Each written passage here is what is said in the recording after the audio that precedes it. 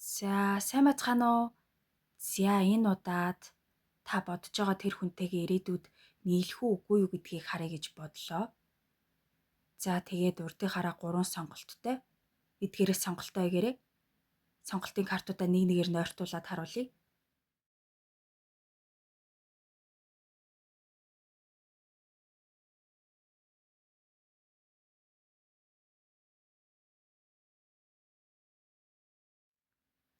За, эхний картыг сонгосон та, тэр хүн та хоёр бие биенийхээ талаар ямар бодолтой байна вэ гэдгийг харцгаая. За, таны хувьд тэр хүнтэй нийлж магадгүй гэсэн найдлага танд байгаад ах шиг байна. Тэр хүн танд ягаад ч зүгээр нэг жирийн тааралдаад өнгөрөх хүн биш юм шиг санагддаг байж магадгүй. Бас энэ харилцааг утга учиртай гэж боддог ч байж болох юм. Тэр хүн үнэхээр л таны сонирхлыг татдаг байх. Тэр хүнийг их сэтгэл бас чамлахааргүй хэмжээнд байдаг. Чив чимээгүй дарж нугаад байлгүйгээр тэр хүн сэтгэлээ нээх юмсан, дотроо уудлах юмсан гэсэн бодолч байдаг байж магадгүй л юм. Заримдаа нялуунаас шулуун дээр шууд сайн гэдгийг хэлчихүү гэж боддог ч байж бас болох юм. Эсвэл бүр дарж нуун гэдэг ч байж магадгүй. Энэ хүнтэй ойр байгаад дотносоод ирэх юм бол яг ямар хайрцаантай ер нь ямар хүн бол гэдэг ч юм уу. Тэр хүнийг сайн мэдэж авах хэрэгтэй гэж байгаа байж бас магадгүй юм шиг байна. Гэхдээ тэгсэн мөртлөө та дотроо эргэлзээд хоёрт ч гэсэн байгаа байж магадгүй. Ингээд нэг хэсэг нь би тэр хүнд үнэхээр сэтгэлтэй, надад тэр хүн таалагддаг гэж боддог. Гэтэл нөгөө хэсэг нь тэр хүнийг гээд байгаа энэ сэтгэл яг жинхэнэ үү? Эсвэл зүгээр түр зуур хий дими хөөрөл тавтаад байна уу? Сайн мэдэхгүй л ойр шүүгээд байгаа байж бас болох юм. Аль эсвэл би тэр хүнд сайн гэдгээ хэлэх хэрэгтэй, ямар нэг зүйл хийх хэрэгтэй гэж боддог. Гэхдээ яг яаж хэлэх юм? Яг яавал болох юм гэдгээ мэдэхгүй эргэлзээд байгаа бах. Тэгж жагаад явандаа за яа харахгүй л би тэр хүнд сэтгэлтэй юм байна. Тэр хүн яа харахгүй миний сэтгэл зай эзэлдэг юм байна гэж ойлгож магадгүй. За тэгвэл тэр хүний хувьд тэр хүн бас таныг бусдаас өөр гэж боддог байж магадгүй. Таны талаар саяхнаас нэлээн бодож эхэлсэн ч байж болох юм. Гэхдээ яагаад чи тантай ойр байж чадахгүй бүтэхгүй гэж боддог бах. Таныг намайг ойшоохгүй бол яах юм? Надад сэтгэлгүй бол яах юм гэдэг ч юм уу. Тэгээд байдаг байж магадгүй. Бас өмнөх харилцаанаас авсан сэтгэлийн шархаа хөндчихвээ. Өнгөрсөнд болсон үйл явдлууд эргээд давтагдах үедээ гэдэг бодол би юм шиг байна. Яг яагаад байгаагаа өөрөө сайн ойлгохгүй ч байгаа юм шиг. Таны талаар яг ямар бодолтой байна уу гэдгийг мэдэхгүй ч байгаа юм шиг. Бодлоо зэгцлэхгүй л бол яг нэг тийм байна, ийм байна гэж хэлэхэд төвхтэй л юм. Тэгсэн мөртлөө зарим нь тань руу холбоо барих, холбогдох гэж үзээд гів гинт огцом үйлдэл гарах гэдэг байж бас магадгүй. Яванда тантай адилхан танд сэтгэлтэй гэдгийг хүлээн зөвшөөрөөд энэ хүн миний амьдралд байх хэрэгтэй гэж боддог болох бах. Та хоёулаа хоёр биендээ сэтгэлтэй энэ харилцааг утга учиртай гэж боддог. Гэхдээ яг яах вэ гэж бодоод ялангуяа нэг нь гацаанаасаа гарч чадахгүй байгаад байгаа байж магадгүй юм байна. За одоо тэр хүн та хоёр нийлэх үү үгүй юу гэдэг асуултанд хариулт авцгаая. За та хоёрт нийлэх бүр ямар ч боломж болцоо харагдахгүй байна гэж хэлэхгүй. Боломж байх нь байна. Гэхдээ яг бүрэн дүүрэн бол биш. Холбоо тасраад алга болчихгүй мөртлөө яг нийлнэ гэж хэлэхэд хэцүү. Нийлсэн нийлээгүй хоёрын дунд. Уг нь та хоёрын харилцаа бол муугүй байх бах. Яг нийлий гэхээр тэр хүнд эсвэл та хоёрт хоёуланд нь асуудал байгаад ерөөсөө яах хэрэгтэй гэдгээ ойлгохгүй байгаад байж магадгүй. Тэр хүн эсвэл та хоёулаа цаашдаа тэгин ингэнэ гэж шийдсэн юмгүй. Энэ чигээрээ байх уу? Өөр тийш явах уу? Яг яах вэ гэдгийг ерөөсөө мэдэхгүй. Яг нэг салаа замын уулзуур дээр зогсчоод хаачгаа мэдэхгүй зогсоод байгаа юм шиг тиймэрхүү байдалд орчиж магадгүй. Гэтэ нийллээч гэсэн урт хугацаанд үргэлжлэхээр доктортой харилцаа биш ч байхыг үгүйсэхгүй л юм. Дээрэс нь хоёулангийнх нь харах өнцөг, ирээдүйн зорилго шал ондоо юмд төвлөрч магадгүй.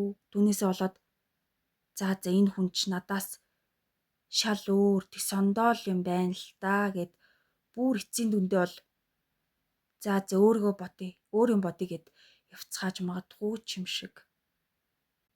Үнэхээр нийлмээр байна гэж бодоход тэр хүн өнгөрсөнд гацгаа болоод сэтгэлийн шархаа бүрэн эдгээсэн цагт шинэ харилцаа эхлүүлж чадна гэсэн цагт та хоёрт нийлэх боломж гарч ирэх бах. Тэр болтол хин хин нь үг үйлдэл гаргаад явна гэдэг юу л бол хэмээрээ.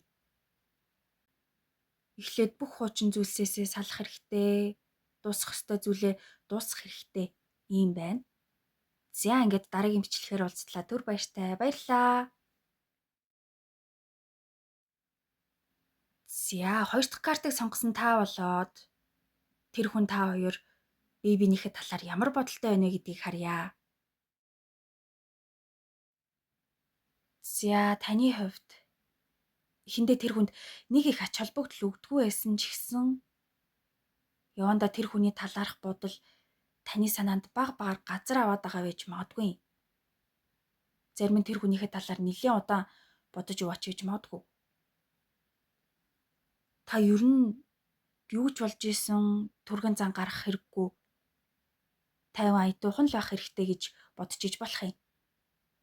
Шууд явж очиод хэлэх юм байвал хэлий, тгий ингээ гэж шуурхаас илүү яг зөв цаг нь нэртэл хүлээх хэрэгтэй.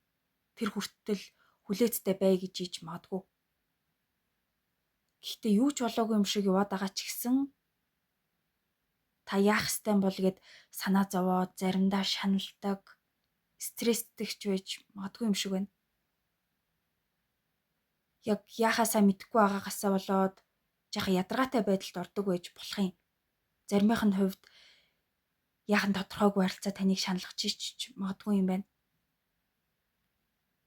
Тэгж хэлээд хэрэггүй ч байж үү? Эсвэл тэгээд хэлчихдэг байж гээд хэрвээ тэгсэн бол эсвэл хэрвээ тхиим бол яах вэ гэдгийг бодоод бодолтой баглагдаад яг яагаад байна, яг ямар санагдаж байна гэдгээ илэрхийлэхэд төвөгтэй байх шиг байна. Хаяада ер нь тэгээд юу ч болж илаа гэсэн уртх замаа хараад ганцаараа байсан нь л дээр бах. Тэгтлээ тэр хүнийгээ дахин хэрэггүй байх гэж бодогддог ч байж болох юм. За харин тэр хүний хувьд өөрийнхөө дотор байгаа хуучин зүйлсээсээ салах шаардлагатай болчихсон юу гэж магадгүй байна. Тэр дунд таны талаар боддог бодол нь өөрчлөгдөөд яг ийм тийм гэж хэлэхэд ойлгомжгүй, тогтворгүй байгаа байж магадгүй. Зарим зүйлийг мартаад өөрчлөгдөх хэрэгтэй болсон нь өөрт нь жаахан сонин ч юм шиг, амар ч юм шиг санагдчихэж бас магадгүй. Гэхдээ тэгсэн ч гэсэн та сэтгэлд нь нойр, таны хажууд байх юм бол 50 байх юм шиг санагддаг бах. Таны талаар бодохдоо бол энэ хүн намайг гэж яхад үл тоогоод байж болохгүй. Тэр хүн надад хэрэг сэтгэл гаргана, би зүрлээд төдий чинийгээр сэтгэл гаргах ёстой. Ерөөсөө л яг энэ тэнцвэрхэн байх хэрэгтэй гэж боддог бах. Тийм ч гэсэн би яах вүлээ гэд тэр чигтээ таг гацаад зогсчихсан байж магадгүй. Буруу юм хийчих үедээ гэхээс айгаад тэгээд зогсчихсан юм болов уу? Байжсэн алга болоод заримдаа тан өөрийнхөө талаар бодоод байгаа ч юм шиг ягаад ч олон зантай хүн шиг харагдаад байдаг байж магадгүй. Үнэн эрэхтэй бол өөрийнхөө учрыг л олох гээд туйлдчихсан яваад байгаа байж магадгүй. Юм болгоныг хүн дээр тусгаж аваад би өстэй бүх юмыг тэнцүүхэн байлгаж чадахгүй байна гэд яваад байгаа бах. Таны гих сэтгэл байгаа ч гэсэн цаашдаа яах ёстойгоо мэдэхгүй надад бодогдох юм алга гээд байгаа ч юм шиг. Зя тэгээд тэр хүн та хоёр нийлэхгүй үгүй юу гэдгийг харна. За тийм гэж харагдаж байгаа ч гэсэн та хоёрт нийлэх хүртэл нилээн зай байж магадгүй учраас хүлээх хэрэгтэй болж таарах бах. Тэр хүртэл тус тусынхаа замыг хөөгөөд явж ирсэн нь дээрч байж магадгүй. Та тэр хүнийг гээд эсвэл тэр хүн таныг гээд ганцхан нэг нь л яваад байгаа юм биш. Та хоёр хоёулаа нэгнэ гэдэг ч гэсэндээ тэр хүнтэй хурдан нийлмээр байна гэж яарах хэрэггүй. Түр зогсчихж байгаа юм шиг санагдаж магадгүй л дээ. Гэтэ тэглээгээд буруудах юм бол байхгүй. Тэр хооронд энэ харилцааг зөвхөн нэг л өнцгөөс харалгүйгээр анзаараагүй зүйл юу байна уу гэдгийг нэг сайн харах хэрэгтэй.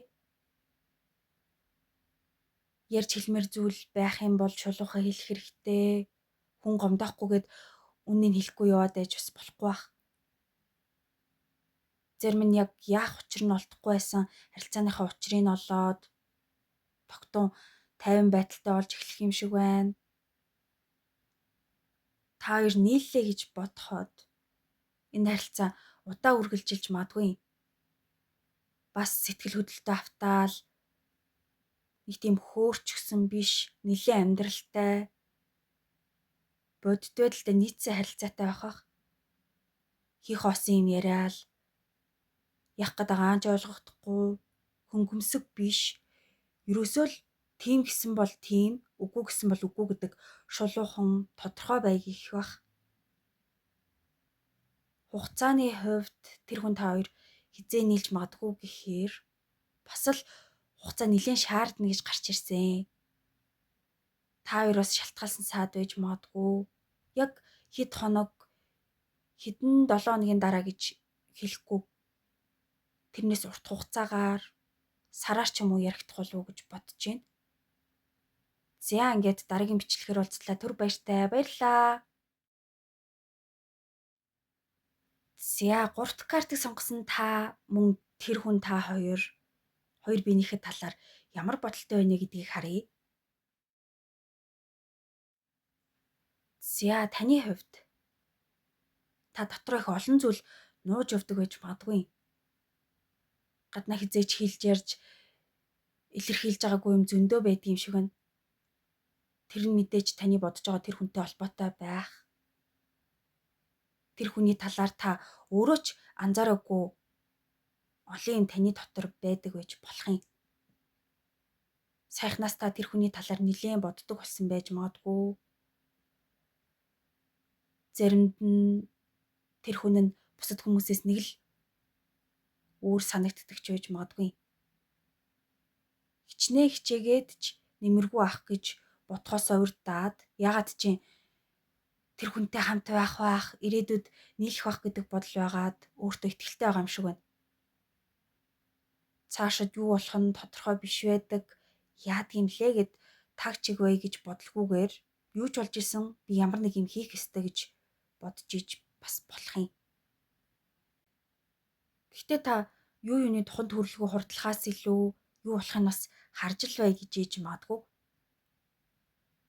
Өнгөрсөн тусан онцгүй явдлуудыг мартаад сэтгэлээ шархаа идгээгээд одоо жахан цоглог байл та.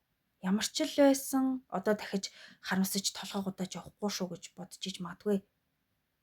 Энэ харилцааг ч гэсэн дүнсий цугаад сүтгэжээ гэж хүсэхгүй байгаах. Дотроо л тэр хүнийгээ сэтгэл өөдрөг байгаа болохоос гаднаа бол буур суурьтай чимээгүй тайван байгаа юм шиг байна. За тэгвэл тэр хүний хувьд тэр хүний сэтгэлийг та татаад байдаг. Гэхдээ таны гих сэтгэл багч гисэн байгаа юу үгүй юу гэдгээ мэдэхгүй ч байгаа юм шиг. Хайр сэтгэл гэхээс илүү цаашдынхаа амьдралд өөрийнхөө хувийн асуудалд анхаарах хэрэгтэй байгаа ч гэж магадгүй л юм. Заримдаа яагаад ч хурдалд орчихсон юм шиг санагдаад байгаа ч гэж магадгүй. За тэгээд нэг бодоод үзэхээр таны гих сэтгэл байгаа ч юм шиг. Тэрийг өөрөө мэдээдж байгаа юм шиг. Тэгсэн мөртлөө сэтгэл хөдлөө дараад нуугаад бүр сүртэй л байсан дээр шүүгээд байгаах. Ер нь бол юу ч болж исэн, яаж ч байсан чив чимээгүй нам суух шинжтэй хүн байна да. Бараг энэ хүнээс нэг их юм хүлээх хэрэггүй бах. Өөргөө танд сэтгэлтэй юм шиг байна гэж бодож ирсэн нь. Тэгээд явахт. Урд нь зөндөөл ингэжсэн шүү. Тэгээд өнгөрснөөс салах шинж бас алга бололтой юм. Өөрт нь юу ч бодогдчихсэн бодол нь бол өөрчлөгдөхгүй болов уу? Таныг хүлээн зөвшөөрөх хүртэл нэлээд удах бах. Удаан хамт байж чадах хүн хайгаад байдаг юм шиг байна. За тэр хүн та хоёр бүр яг эсрэг тесрэг бодолтой байгаа биш мөртлөө зарим талаараа та хоёрын бодож байгаа зүйлс өөр байна. Нэг нь жаахан өөдрөгөөр харах гад байдаг, нөгөө нь боддоор хараад байдаг. Төсөөлөл бодит байдал хоёр зөрвөл яах вэ гэдэг асуулт энэ дундаас гарч ирж магадгүй.